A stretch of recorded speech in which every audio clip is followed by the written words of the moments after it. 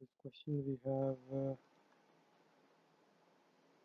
E of Cl2Cl is given 1.36 volts, then the energy of Cr plus 2Cr is given 0.74 volts, then we have Cr2O7 1.33 volts, then we have EMnO2 or Mn plus 2 ion which is 1.51 volts.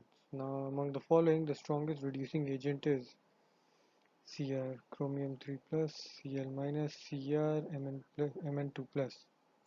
Now for Cr3 plus we have the E as minus 1.33 volts, for Cl we have minus 1.36 volts, for Cr we have plus 0.07 volt, and for Mn plus 2 minus 1.51 volts. Clearly positive electronegativity is for chromium over here, as you can see, plus 0.074, hence it is the strongest reducing agent.